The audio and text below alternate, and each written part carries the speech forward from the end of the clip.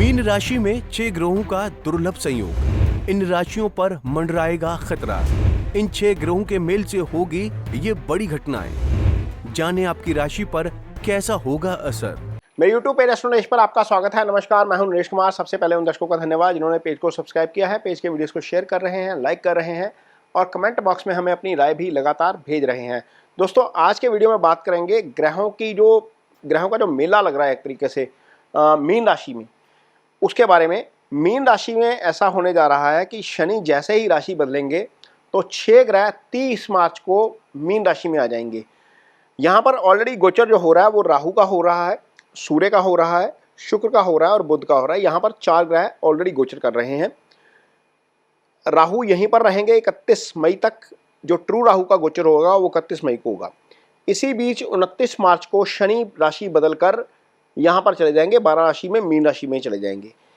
इसी दिन सूर्य ग्रहण लगेगा और चंद्रमा भी यहीं पर हो जाएंगे, यानी कि सूर्य और चंद्रमा आमने सामने होंगे। अब स्थिति ये होगी कि जो मीन राशि है इसके केंद्र में 7 ग्रह आ जाएंगे। सिर्फ मंगल बाहर बचेंगे जो 3 राशि में रहेंगे, या गुरु बाहर बचेंगे जो 2 राशि में रहेंगे। मंगल हालांकि 2 अप्रैल को आगे चले जाएंगे, 4 राशि में चले जाएंगे, लेकिन जो मीन राशि का केंद्र है वहां पर ग्रहों का जमावड़ा बन जाएगा, यानी कि ग्रह बहुत ज्यादा हो जाएंगे। यहाँ पर नॉर्मली ऐसी स्थिति नहीं होती है, बहुत कम देखने को मिलती है। जब ऐसी स्थिति होती है, चूंकि सारे ही ग्रह जो हैं वो अलग अलग नेचर के हैं। वीनस अपने आप में शुभ ग्रह है, बुध शुभ के साथ शुभ है, लेकिन सूर्य, राहु और शनि ये तीनों ही, इनकी नेचर ऐसी है, ये तीनों ही मैलेफिक प्लैनेट हैं। तो यहाँ पर क्या प्रभाव डाल सकते हैं मीन राशि के जातकों के ऊपर, या मीन राशि के केंद्र में जो राशियां आती हैं उनके ऊपर, या उन राशियों के ऊपर जिनके लिए ये गोचर 8वें या 12वें भाव से हो रहा है। छठे में तो पाप ग्रहों का गोचर अच्छा होता है, लेकिन 8वें 12वें से जो गोचर हो रहा है उसका क्या असर पड़ेगा, इस वीडियो में उसकी चर्चा करेंगे। तो सबसे पहले तो ये कुंडली आपके सामने, ये 30 मार्च की है। मीन राशि में ग्रहण लगेगा। सबसे पहले बात, यहां से ग्रह हटने शुरू होंगे 13 अप्रैल को। 13 अप्रैल को सूर्य यहां से सबसे पहले मूव करेंगे, ये आगे चले जाएंगे। इसके बाद यहां पर जो है वो 4 ग्रह तब भी रहेंगे। चंद्रमा तो खैर 54 आवर में निकल जाते हैं, हो सकता है 1 अप्रैल से पहले ही निकल जाएं, लेकिन 4 ग्रह यहीं पर रहेंगे, शनि, राहु, बुध और शुक्र। बुध और शुक्र भी मई में हटेंगे और राहु भी जाकर 31 मई को हटेंगे। मीन राहु 18 मई को हट जाएंगे, ट्रू राहु 31 मई को हटेंगे। तो यानी कि जो कंजंक्शन बनी है ये लगभग 2 महीने के समय के लिए है, खासतौर पर राहु और शनि की। इसके साथ शुक्र और बुध तो रहेंगे ही रहेंगे। तो क्या असर पड़ेगा यहां पर ये जानने की कोशिश करेंगे। तो सबसे पहले जिस राशि में ये हो रहा है उसी राशि के ऊपर राहु चूंकि ऑलरेडी राशि के ऊपर से गोचर कर रहे हैं, यानी कि चंद्रमा के ऊपर से गोचर कर रहे हैं, शनि यहां पर आकर बैठ जाएंगे, इसके साथ ही आकर बैठ जाएंगे। इसके साथ बैठेंगे बुध और शुक्र हालांकि इस राशि के लिए अच्छा रिजल्ट नहीं करते, क्योंकि ये गुरु की राशि है। शुक्र यहां पर जो है वो मारक हो जाते हैं, यानी कि अष्टम के स्वामी भी हो जाते हैं। यदि हम मीन राशि की कुंडली बनाएंगे तो शुक्र की मूल त्रिकोण राशि यहाँ पर अष्टम में आ जाएगी, यानी कि अष्टमेश राशि के ऊपर बैठा हुआ है। आपकी कुंडली में दोनों केंद्रों का स्वामी बुध जो है वो आपकी राशि के ऊपर बैठा हुआ है। ये आपके लिए सप्तम के स्वामी बन जाते हैं और तीसरे भाव के स्वामी बन जाते हैं बुध जो है, क्योंकि तीसरे भाव में बुध की मिथुन राशि आ जाती है, सप्तम में आपकी कन्या राशि आ जाती है। तो यहाँ पर सप्तम भी मारक स्थान होता है और आपके लिए अष्टम भी मारक स्थान है। दोनों का स्वामी आपके लिए राशि में आकर बैठ गया। ऊपर से क्या हुआ, 12वें भाव का स्वामी शनि वो भी आपके राशि में, 12वें भाव में मूल त्रिकोण राशि पड़ी हुई है शनि की। 11 राशि कुंभ राशि जो है वो मूल त्रिकोण राशि है, यानी कि 12वें का स्वामी भी राशि के ऊपर, अष्टम का स्वामी भी राशि के ऊपर, आपकी कुंडली का मारक स्थान जो सप्तम होता है उसका स्वामी भी राशि के ऊपर।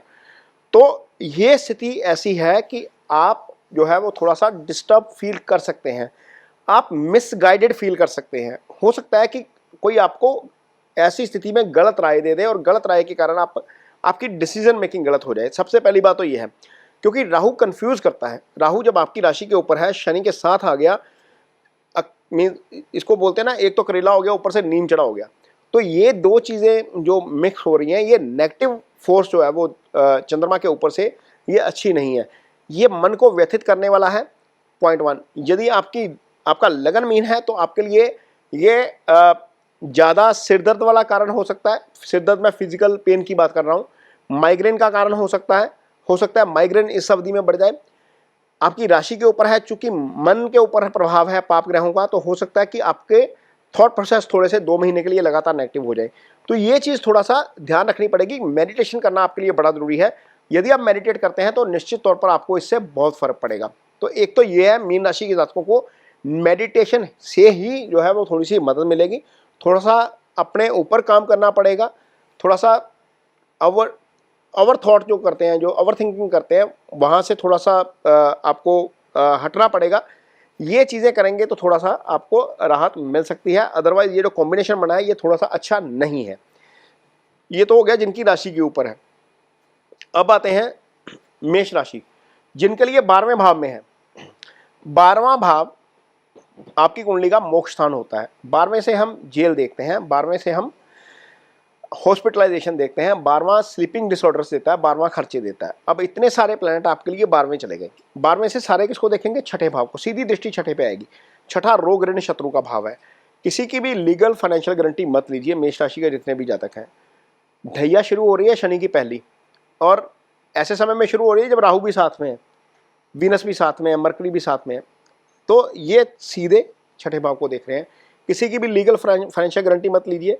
यदि आपको लगता है कि ये वेदर चेंज हो रहा है, काफ़ी लोगों को फिजिकल समस्या आएगी। यदि आपको लगता है कि कुछ भी फिजिकल समस्या है तो तुरंत डॉक्टर के साथ संपर्क करिए। डॉक्टर की एडवाइस को जो है वो उसको सीरियसली लीजिए। कुछ लोग थोड़ा सा टाल देते हैं इस चीज़ को, चीज़ें थोड़ी सी बिगड़ सकती हैं। ये समय मेष राशि के जातकों के लिए अच्छा नहीं है इस गोचर के लिहाज से, क्योंकि ये गोचर बहुत खराब है, ये अच्छा गोचर नहीं है। 12वें में इतने सारे प्लैनेट्स का चले जाना अच्छा नहीं होता। एक तो ये है। दूसरा, 12वां खर्चे का भाव है। हो सकता है कि कुछ अननेसेसरी खर्चे आए, लेकिन आगे जाकर चीज़ें ठीक हो जाएंगी।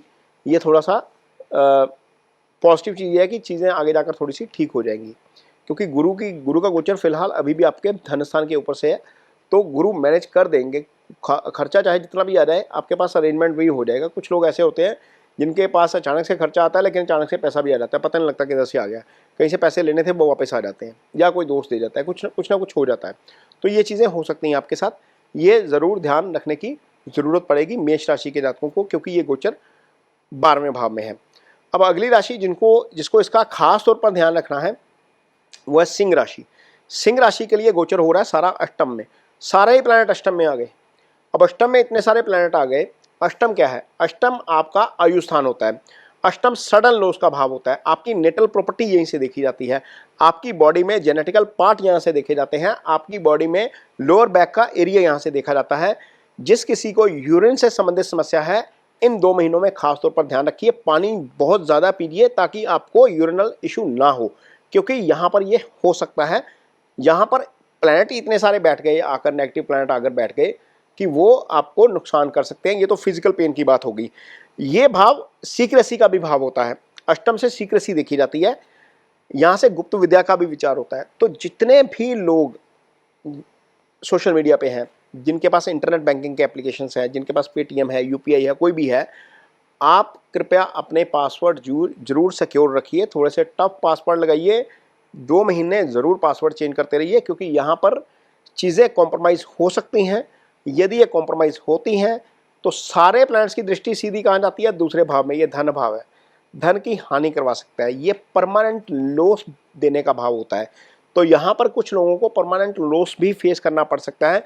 यदि आपका काम ऐसा है जहाँ पर आप हाइट पे चढ़ के काम करते हैं, मशीन पे काम करते हैं, या आप ड्राइविंग करते हैं, तो कृपया ड्राइविंग धीमी करिए। अपना ध्यान रखिए जहाँ पर भी आप काम करते हैं। अष्टम एक्टिवेट हो गया है।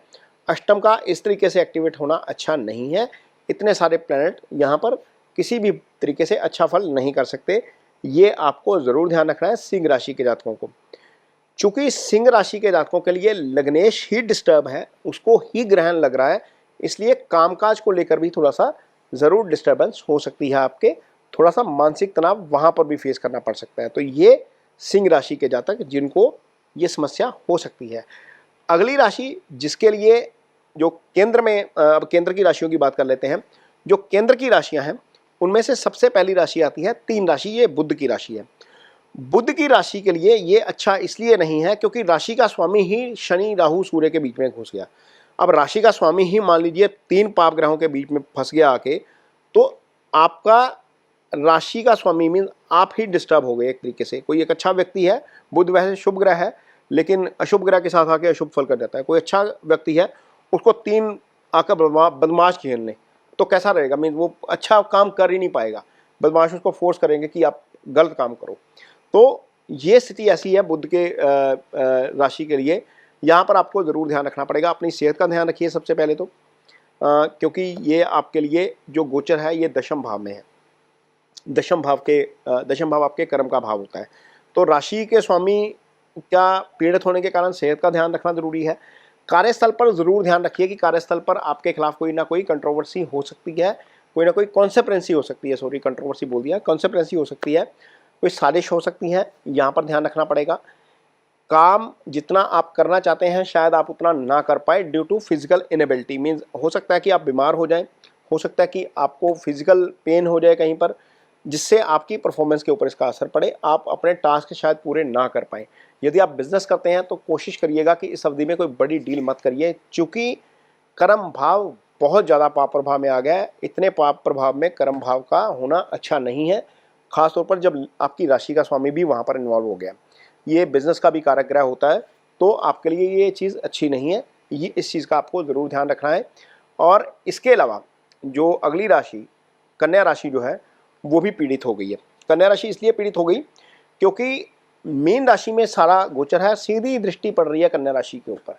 जब कन्या राशि के ऊपर इसकी दृष्टि पड़ रही है सारे ग्रहों की, तो निश्चित तौर पर आपकी राशि का स्वामी भी बुध है अगेन। जैसे मिथुन राशि के लिए स्वामी बुध है, उसी तरह कन्या राशि के लिए भी स्वामी बुध है, वो भी आपके लिए अच्छे प्रभाव में नहीं है। तो जब पाप प्रभाव में है आपकी राशि का स्वामी, सबसे पहले तो सेहत को लेकर थोड़ा सा ध्यान रखिए, खान पीन को लेकर थोड़ा सा ध्यान रखिए, बदलते मौसम से संबंधित जो बीमारियां आती हैं वहाँ पर आपको थोड़ा सा ध्यान रखना पड़ेगा। इसके अलावा थोड़ा सा आप अपने काम को लेकर, अपने पार्टनर को लेकर ज़रूर ध्यान रखिए, क्योंकि सप्तम में इतने सारे ग्रहों का देखना, यानी कि सीधी दृष्टि से सप्तम को देखेंगे तो सप्तम आपके लिए अच्छा नहीं है। मीन सप्तम भाव में इतने सारे ग्रहों का गोचर हो रहा है, तो आपकी राशि को देख रहे हैं तो सप्तम के ऊपर इतना पाप प्रभाव अच्छा नहीं है। ये सप्तम आपके पार्टनर का भाव है, आपके बिजनेस पार्टनर का भाव है। तो यहाँ पर आपको जरूर ध्यान रखना पड़ेगा कन्या राशि के जातकों को, पार्टनर को लेकर, अपनी हेल्थ को लेकर और काम को लेकर। अगली राशि जिसके ऊपर इसका प्रभाव पड़ेगा वो है धनु राशि। धनु राशि के जातकों के लिए ये गोचर हो रहा है चौथे भाव में। यदि आप इस अवधि में कोई प्रॉपर्टी की डील करना चाहते हैं तो ध्यान रखिए, प्रॉपर्टी से संबंधित कोई भी डील कोशिश करिए कि डॉक्यूमेंट्स वगैरह पूरे चेक कर लीजिए। कई बार क्या होता है कि आपको बताया जाता है कि प्रॉपर्टी के संबंध में सारी चीज़ें ठीक हैं, डॉक्यूमेंट्स ठीक हैं, जितनी भी अप्रूवल्स होती हैं सरकार से संबंधित वो सारी ठीक हैं, लेकिन बाद में कुछ चीज़ें गड़बड़ निकल जाती हैं। तो ये चीज़ ज़रूर इंश्योर करिएगा, यदि आप प्रॉपर्टी खरीद रहे हैं इस अवधि में, भले ही आप गाड़ी खरीद रहे हैं, भले ही आप रियल एस्टेट में जा रहे हैं, कमर्शियल प्रॉपर्टी खरीद रहे हैं, वहाँ पर ध्यान ज़रूर रखिए। चौथा भाव डिस्टर्ब है, ये सुख स्थान होता है, इसी स्थान से प्रॉपर्टी देखी जाती है, तो यहाँ पर इस चीज़ का ज़रूर ध्यान रखिए, यहाँ पर दिक्कत आ सकती है। अब इतने सारे ग्रहों का चौथे भाव से गोचर करना आपकी मदर की हेल्थ को भी दिक्कत दे सकता है। ये सारे ग्रह दशम को देखेंगे सीधी दृष्टि से, कारोबार से संबंधित चीज़ें दिक्कतें भी आ सकती हैं। तो मदर की हेल्थ को लेकर थोड़ा सा ध्यान रखिए। जिनको हार्ट से संबंधित समस्या है उनको भी ज़्यादा प्रॉब्लम हो सकती है, क्योंकि बॉडी का फोर्थ भाव जो फोर्थ भाव होता है वहाँ से हम बॉडी की चेस्ट का विचार करते हैं। हार्ट से संबंधित जितनी भी चीज़ें आती हैं वो चौथे या पाँचवें भाव से ही देखी जाती हैं, खासतौर पर चौथे भाव से। तो यहाँ पर आपको, यदि आपको हेल्थ की समस्या है, खासतौर पर हार्ट से संबंधित प्रॉब्लम है, तो आपको ज़रूर ध्यान रखना पड़ेगा, नहीं तो यहाँ पर दिक्कत हो सकती है। तो ये कुछ राशियाँ हैं जिनको ग्रहों के इस जो मेला है मीन राशि में, उसका जो असर होगा उसके ऊपर ये जानकारी देने की कोशिश की गई है। उम्मीद करते हैं कि वीडियो आपको पसंद आएगा। यदि वीडियो पसंद आए तो इसे शेयर जरूर करिए, पेज को सब्सक्राइब जरूर करिए। इसके साथ ही मुझे दीजिए इजाज़त। नमस्कार।